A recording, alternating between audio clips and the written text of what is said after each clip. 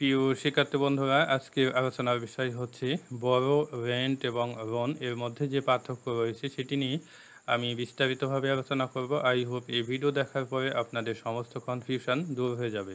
প্রথমেই দেখেন বড় ফেরত দেওয়ার ইচ্ছা পোষণ করে যখন কারো থেকে কোনো কিছু নেওয়া হয় তখন বড় বসে এখানে সাবজেক্ট রিসিভার এবং অবজেক্ট গিভার হিসাবে কাজ করে। তো দেখেন উদাহরণ দেখেন, I borrowed a book from the library, আমি গ্রন্থাগার থেকে একটি বই ধার নিয়েছিলাম। তো দেখেন এই বাক্যে আই হচ্ছে রিসিভার হিসাবে কাজ করেছে, অর্থাৎ সাবজেক্ট রিসিভার হিসাবে কাজ করেছে এবং এই যে লাইব্রেরি, হ্যাঁ, ফ্রম দ্য লাইব্রেরি অর্থাৎ লাইব্রেরি থেকে যেহেতু দেওয়া হচ্ছে এই জন্য লাইব্রেরি এখানে গিভার হিসাবে কাজ করে। He has borrowed bike from his neighbour, সে তার প্রতিবেশীর কাছ থেকে বাইক ধার নিয়েছে। সে তার প্রতিবেশীর কাছ থেকে বাইক ধার নিয়েছি। তো দেখেন এই বাক্যের সাবজেক্ট হচ্ছে হি এবং এটি রিসিভার হিসাবে কাজ করেছে এবং হিজ নেইবার অর্থাৎ প্রতিবেশীর কাছ থেকে যেহেতু নেওয়া হচ্ছে এই জন্য প্রতিবেশী হচ্ছে এখানে গিভার হিসাবে কাজ করছে। আই হ্যাভ টু বড়ো মানি ফ্রম ইউ, আমাকে তোমার কাছ থেকে টাকা ধার নিতে হবে। তো দেখেন এই বাক্যেও সেম অবস্থা, আই হচ্ছে রিসিভার হিসাবে কাজ করছে এবং ইউ অর্থাৎ অবজেক্ট থেকে যেহেতু নেওয়া হচ্ছে এই জন্য ইউ হচ্ছে এখানে গিভার হিসাবে কাজ করছে। ক্যান আই বড়ো ইওর পেন্সিল, আমি কি তোমার পেন্সিল ধার নিতে পারি। তো দেখেন প্রিয় শিক্ষার্থী বন্ধুরা, আই হচ্ছে রিসিভার হিসাবে কাজ করছে এবং your pencil, okay, your pencil এটি হচ্ছে গিভার হিসাবে কাজ করছে। এখন দেখেন রেন্ট ফেরত নেওয়ার ইচ্ছা পোষণ করে যখন কাউকে কোনো কিছু কিছু সময়ের জন্য ফেরত নেওয়ার ইচ্ছা পোষণ করে যখন কাউকে কোনো কিছু কিছু সময়ের জন্য দেওয়া হয় তখন রেন্ট বসে। এখানে সাবজেক্ট গিভার এবং অবজেক্ট রিসিভার হিসাবে কাজ করে। তো দেখেন উদাহরণ দেখেন, হি রেন্ট মি মানি, হি রেন্ট মি মানি, সে আমাকে টাকা ধার দিয়েছিল। তো দেখেন এখানে সাবজেক্ট কিন্তু গিভার, অর্থাৎ যেহেতু সাবজেক্ট কাউকে দিচ্ছে অর্থাৎ মিকে টাকা দিচ্ছে, হ্যাঁ, এই জন্য সাবজেক্ট এখানে গিভার হিসাবে কাজ করছে এবং মি যেহেতু নিচ্ছে অর্থাৎ অবজেক্ট যেহেতু নিচ্ছে এই জন্য এটি রিসিভার হিসাবে কাজ করছে। দ্বিতীয় বাক্য দেখেন, I have rent a pen to my friend, আমি আমার বন্ধুকে একটি কলম ধার দিয়েছি। তো দেখেন এখানেও সেম অবস্থা, আই যেহেতু দিচ্ছে তাই আই হচ্ছে গিভার এবং ফ্রেন্ড কে দেওয়া হচ্ছে অর্থাৎ মাই ফ্রেন্ডকে দেওয়া হচ্ছে এই জন্য মাই ফ্রেন্ড হচ্ছে এখানে রিসিভার হিসাবে কাজ করছে।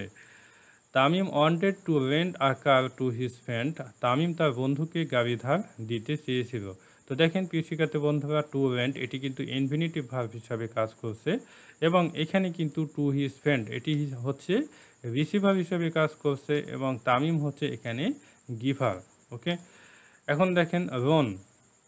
তো প্রিয় শিক্ষার্থী বন্ধুরা, এর আগে আপনাদেরকে একটু কথা বলে নিই। দেখেন এখানে যে আমি আলোচনা করেছি বড় এবং রেন্ট, এই দুটিই কিন্তু ভার্ব হিসাবে কাজ করে থাকে, কিন্তু রন কিন্তু নাউন এবং ভার্ব, হ্যাঁ, দুটি হিসাবেই কিন্তু কাজ করে থাকে। আমি আলোচনা করব প্রিয় শিক্ষার্থী বন্ধুরা, সুদসহ পরিশোধের প্রত্যাশায় সাময়িকভাবে কাউকে টাকা ঋণ দেওয়া অথবা ধার দেওয়ার ক্ষেত্রে রন বসে। এখানে সাবজেক্ট হচ্ছে গিভার এবং অবজেক্ট রিসিভার হিসাবে কাজ করে। তো দেখেন এই যে রন, হ্যাঁ, রন কিন্তু ভার্ব হিসাবে এখানে আমি ইউজ করেছি প্রিয় শিক্ষার্থী বন্ধুরা।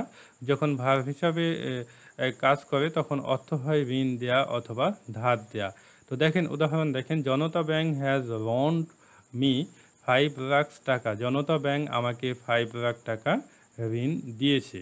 তো দেখেন প্রিয় শিক্ষার্থী বন্ধুরা, জনতা ব্যাংক যখন আপনাকে 5 লাখ টাকা ঋণ দিবে তখন কিন্তু আপনার কাছ থেকে কিন্তু সুদ সহই নেবে, অর্থাৎ সুদ সহই কিন্তু আপনাকে ব্যাংকে রিটার্ন দিতে হবে, তাই না? এই জন্য এখানে আপনাদেরকে রন্ট বসাতে হবে। দেখেন দ্বিতীয় বাক্য দেখেন, হি রন্ট অথবা rent $2 lakh to his friend, তিনি বা সে তার বন্ধুকে $2 লাখ ধার অথবা ঋণ দিয়েছিল।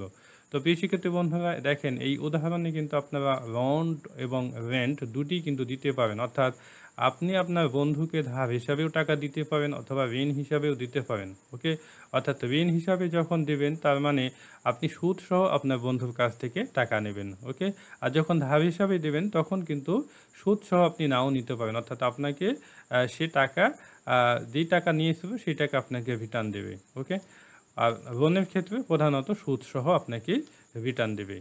এটি কিন্তু এখানে বোঝানো হয়েছে। ওকে, এটি একটু মনে রাখবেন। এখন দেখেন এনবি আমি দিয়েছি, অর্থাৎ নোটবুক এখানে আমি একটা দিয়েছি। লোন যখন নাউন হিসাবে কাজ করে তখন এর অর্থ হয় ঋণ। তো দেখেন এখানে দুটি উদাহরণ দিয়েছি। I need loan to build my house. আমার বাড়ি তৈরির জন্য ঋণ প্রয়োজন। আমার বাড়ি তৈরির জন্য ঋণ প্রয়োজন। তো দেখেন এই বাক্যে লোন কিন্তু নাউন হিসাবে কাজ করছে। He got a loan from bank.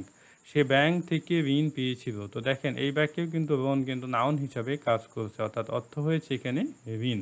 ওকে, তো প্রিয় শিক্ষার্থী বন্ধুরা, এ পর্যন্তই আজকে। আই হোপ আপনারা বুঝতে পেরেছেন। এরপরে যদি কোনো সমস্যা থাকে অবশ্যই কমেন্টের মাধ্যমে জানাবেন, আমি চেষ্টা করব আপনাদের কমেন্টের উত্তর দেওয়ার। বেস্ট অফ লাক, ভালো থাকবেন, আল্লাহ হাফিজ।